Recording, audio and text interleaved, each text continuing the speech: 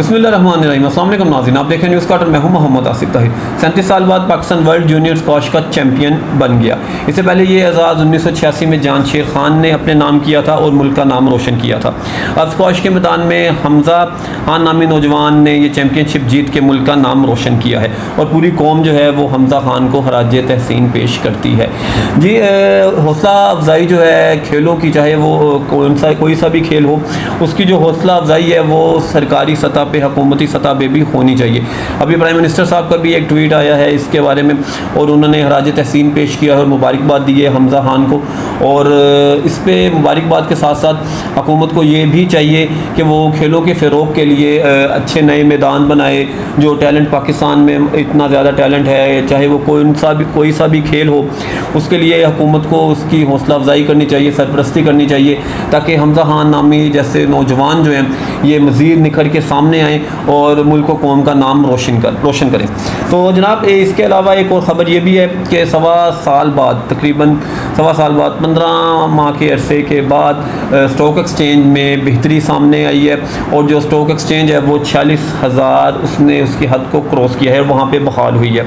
और इसमें जो है मुल्की ज़र मुआदा के ज़खायर भी बढ़े हैं, वो तकरीबन $10 अरब से ऊपर चले गए हैं। अब इसहाक डार साहब कहते हैं कि ज़राअत और तामीरात के शोबे पे वो कोई नया टैक्स नहीं लगा रहे और उन्होंने कहा है कि कोई ऐसी पॉलिसी बनाएंगे जिस पे आने वाले वक्तों में जो महंगाई का तूफ़ान है वो थम सके। अब देखें जी, महंगाई का तूफ़ान तो एक बहुत ज़्यादा हद तक गरीब लोगों को, आम लोगों को, तनख्वाहदार तबके को मुतासिर कर रहा है। और PDM की गवर्नमेंट का जो असल मुकाबला है आने वाले इलेक्शन में, कब भी हो, 2023 में हो या अगले साल में हो, उसका मुकाबला किसी सियासी जमात, किसी सियासी रहनुमा से नहीं, उसका मुकाबला अपनी कारकर्दगी से होगा, उसका मुकाबला महंगाई से होगा, उसका मुकाबला बेरोज़गारी से होगा जो दिन ब दिन फैलती जा रही है। अब एक तरफ तो हुकूमत नारा लगाती है कि ज़र मुबादला के ज़खायर ठीक हो रहे हैं, मुस्बत माशी इशारे सामने आ रहे हैं, ठीक है, ये अब एक हद तक ये बात ठीक है, लेकिन आम आदमी जो है उसके लिए जो डेली रूटीन है, जो उसके जो मामलात हैं, जो उसकी महदूद इनकम है, महदूद वसाइल हैं, उसमें गुजारा करना मुश्किल होता जा रहा है।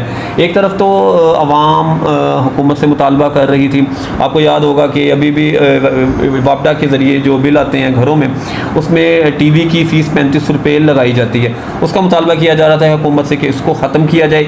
अब मुतालबा उन्होंने क्या मानना है, गवर्नमेंट ने अब जो 15 रुपये जो है रेडियो की फ़ीस भी अब वो बिलों में इंक्लूड करने लगी है, यानी कि वापडा के जो सार्फिन हैं वो अब हर बिल के साथ 50 रुपये, 35 रुपये PTV के और 15 रुपये वो रेडियो के, मतलब 50 रुपये वो अब इसमें अपने वापडा के बिलों के साथ भी देंगे। अब देखें जी, PTV इस मतलब दौर में या हमारी सोसाइटी में PTV कितने लोग देखने वाले हैं, सोशल मीडिया का दौर है, रेडियो कितने सुनने वाले हैं, जिनकी तादाद बहुत कम है। ये भी आवाम के ऊपर, आम आदमी के ऊपर एक इजाफी बोझ हुकूमत ने डाला है।